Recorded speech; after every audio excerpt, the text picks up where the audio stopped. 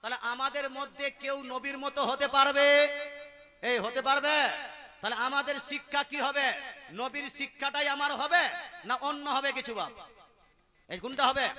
নবীর ভাষা যদি একদিকে যায়, নবীর হাদিস যদি একদিকে যায়, বর্তমানে কোন মাস্টার ডাক্তার নায়ক খলনায়ক মৌলবি মুন্সির ভাষা যদি আরেক দিকে যায়, একজন মুসলমান হয়ে আপনি কোন দিকে যাবেন?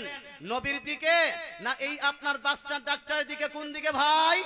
হে মুসলমান, আপনাকে স্লোগান লাগাতে হবে, দয়ার নবী যেই দিকে আমরা আছি সেই দিকে, দয়ার রাসূল যেই দিকে আমরা আছি সেই দিকে। এই জন্য আমাদের মধ্যে কেউ যেন এই কথা না বলে যে নবী হলেন আমাদের মতো মানুষ। নবীজি মানুষ, কিন্তু আমাদের মতো বলা যাবে না। একবার দরুদ শরীফ পড়েন, আল্লাহুম্মা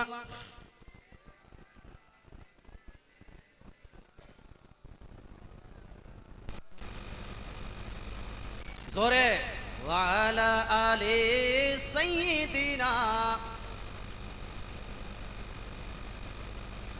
সাল্লাল্লাহু তাআলা আলাইহি ওয়াসাল্লাম। আমি যেই কথাটা বলছিলাম সেটা হলো এই, উত্তম মুসলিম যদি হতে চান, খাঁটি মুসলমান যদি হতে চান, তাহলে বিকল্প রাস্তা নেই, রাস্তা একটাই, নবী যা বলেছেন সেটা মানতে হবে। আর নবীর বিপক্ষে যারা গেছে তা বোঝা গেল। আচ্ছা, আমার নবী সাল্লাল্লাহু আলাইহি ওয়াসাল্লাম মরে মাটির সঙ্গে মিশে গেছে, এই কথা বলা যাবে? এই বলুন না, বলা যাবে? কেউ কিন্তু বলেছে, কিন্তু সেটা আমরা মানতে পারি না। কেন মানি না? তার কারণটা কয়েকটা হাদিস শুনুন।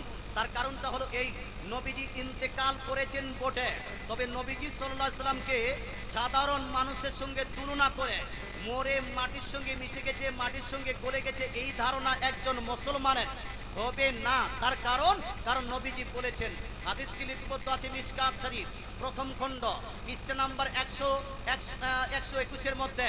সেম হাদিস কান লিপিবদ্ধ আছে সুনান আবু দাউদ জিল নাম্বার 1 পেজ নাম্বার 221 মধ্যে কিছুটা অংশ। সেম হাদিস কান লিপিবদ্ধ আছে সিহাহ সিত্তার উল্লেখযোগ্য হাদিস গ্রন্থ সুনানে নাসাইর মধ্যে কিছুটা অংশ। সেম হাদিস কান লিপিবদ্ধ আছে সুনান ইবনে মাজাহ জিল নাম্বার 1 পেজ নাম্বার 118 মধ্যে।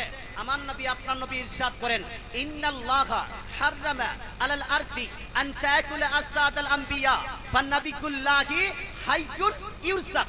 নবীজি বলছেন, definitely, certainly, surely, the Almighty Allah made haram on the earth to eat and spoil the body of any messenger of Almighty Allah. আল্লাহ তাআলা রাসূল বলছেন, নিশ্চয়ই আল্লাহ তাআলা জমিনের উপর, মাটির উপর নবীদের দেহকে খাওয়া এবং নষ্ট করা হারাম করে দিয়েছেন। জোরে বলেন সুবহানাল্লাহ। জোরে সুবহানাল্লাহ হবে না? হাদিস শোনাচ্ছি বা নিজের বাড়ির কথা নয়। আমার নবী বলছেন, আল্লাহ তাআলা জমিনের উপর নবীদের দেহকে খাওয়া এবং নষ্ট করা হারাম করে দিয়েছেন। বলুন তো ভাই, আল্লাহ তাআলা জমিনের উপর যদি নবীদের দেহকে নষ্ট করা খাওয়া হারাম করে দেয়, মাটি কি নবীর দেহকে খেতে পারবে? নষ্ট করতে পারবে? তো নবীদের দেহ আছে না শেষ হয়ে গেছে? আছে, সালামাত আছে না মাটির সঙ্গে মিশে গেছে? সালামাত আছে না মাটির সঙ্গে মিশে গেছে? কিয়ামত পর্যন্ত নবীদের দেহ যেইভাবে ছিল তদ্রূপ থাকবে, সেটাকে গলে পচে গেছে অথবা মাটির সঙ্গে মিশে গেছে, এই ধারণা কোন মুসলমান করতে পারে না। আচ্ছা, নবীকে জিন্দা বলবো না মুর্দা? জিন্দা না মুর্দা, মৃত না জীবিত? অনেকগুলো মানুষ এটা মানতে চান না। ভাই, একটু হাদিসগুলো শুনুন, শোনার পরে যদি আপনার মনে হয় হাদিসটি যখন পড়েছে নবীর হাদিস, আমরা মুসলমান সবাই নিজেকে দাবি করি, এবার যতগুলো মুসলমান নামে দাবিদার ব্যক্তি সবাইকে হাদিস মেনে নিতে হবে। হবে না? আমাদের দেশে এইদিকে হচ্ছে কিনা জানেন না, আমাদের দেশে এখন বর্তমান মাটিতে এখন দেওয়া হয়, মানুষকে মাটি দেওয়া হচ্ছে, মাটি দেওয়ার পরে ঝামলা লেগে যাচ্ছে, মাটি দেওয়ার পরে দোয়া করব কি করব না এই বিষয় নিয়ে এদিকে ঝামলা আছে ভাই। হ্যাঁ, অনেকগুলো জায়গাতে এটা ঝামলা শুরু হয়েছে। মুসলমান অনেকগুলো জায়গাতে বা মিনহা খলাকনাকুম ওয়া ফিহা নুঈদুকুম ওয়া মিনহা নুখরিজুকুম পড়ে যে আমরা মাটি দিই, এটাকে নিয়েও ঝামলা হয়। অনেকগুলো জায়গাতে 40 চাহারুম নিয়েও ঝামলা হয়। আমি বলবো, বাপ, ঝামলা করার দরকার কি? আপনার বাবা মারা গেছে, আপনি 40 করবেন না, বাস, নো প্রবলেম। আপনি করবেন না, করিয়েন না, নো প্রবলেম। কিন্তু আমার বাবা মারা গেছে, আমি আমার বাবার জন্য, মৃত বাবার জন্য যদি ইসালে সওয়াব করি, আপনার বাধা দেওয়ার অধিকার আছে? এটা বাধা দেওয়ার অধিকার আছে, আপনি করবেন না, কিন্তু আমি যদি করি আপনাকে বাধা দেওয়ার অধিকার নাই। আপনি জানাজার পরে দোয়া করতে চান না তো না করেন, আপনার এটা পার্সোনাল ব্যাপার, কিন্তু আমি যদি জানাজার পরে দোয়া করি আপনার নিষেধ করার অধিকার আছে? আপনার নিষেধ করার অধিকার নাই। কেন? তার কারণটা হলো আমার নবী জানাজার পরে দোয়া করতে বলেছেন। জোরে বলে সুবহানাল্লাহ। আমার নবী দোয়া করতে বলেছেন কোথায়? হাদিসটা শুনিয়ে দিই। এই হাদিসটি মিশকাত শরীফ জিল নাম্বার 1 এর মধ্যে লিপিবদ্ধ আছে। সেম হাদিস খানা আপনার সুনান আবু দাউদের মধ্যে সিয়াই সিত্তার অন্যতম হাদিস গ্রন্থ সুনান ইবনে মাজাহ সুনান আবু দাউদের মধ্যে জিল নাম্বার 1 হাদিস নাম্বার 32 একের মধ্যে লিপিবদ্ধ আছে। নবীজি বলছেন, ইদা সাল্লাইতুম আলাল মাইয়িতি ফাখলিসু লাহু দুআ। হে আমার উম্মত উম্মতিরা, তোমরা যখন জানাজার নামাজ পড়ে নিবে তো ওই মৃত ব্যক্তির জন্য বিনয়ের সহিত দোয়া করো। জোরে বলে সুবহানাল্লাহ। বিনয়ের সহিত কি করো ভাই? জোরে বলুন না। কি করতে বলেছেন? নাচতে, মারামারি করতে, ঝামলা করতে, হে মুসলমান দোয়া নিয়ে টানাটানি করতে? আমার নবী বলছেন জানাজার যখন নামাজ হয়ে যাবে, জানাজার নামাজ যখন পড়ে নিবে ওই মৃত ব্যক্তির জন্য বিনয়ের সহিত দোয়া করো। নবী করতে বলেছেন, এই জন্য আমরা করছি। আগামীতেও করব কি করব না? এই দোয়া ছাড়েনি, আগামীতেও ছাড়বো কি ছাড়বো না? ছাড়বো না। এবার আপনার যদি করার ইচ্ছা না থাকে আপনি বের হয়ে যান, আপনি চলে যান, আপনাকে কেউ মারতে তো যায়নি নাকি ভাই? হ্যাঁ, মারতে তো যায়নি, আপনার পার্সোনাল ইচ্ছা। বলতেটা চাই মুসলমান, আমার নবী যেটা বলেছেন সেটা আমাদেরকে মানতে হবে। আমি বলছিলাম নবীজি জীবিত না মুর্দা, এই প্রসঙ্গে আজকেই আমি ইউটিউবে একটা বক্তার বক্তৃতা শুনলাম, এই জন্য আপনাকে আলোচনাটা শোনাচ্ছি। মুসলমান সেই বক্তা বক্তৃতা করছে, বলছে যে না, নবীজি সাল্লাল্লাহু আলাইহি ওয়াসাল্লাম হলেন কবরে মৃত অবস্থায়। বলেন নাউজুবিল্লাহ। বাংলাদেশে এক বক্তা, ইন্টারন্যাশনাল বক্তা, সে বলছেন নবীজি সাল্লাল্লাহু আলাইহি ওয়াসাল্লাম কবরে মৃত অবস্থায় আছেন। বলেন জোরে বলেন না নাউজুবিল্লাহ। আচ্ছা, আমার নবী কি বলেছেন?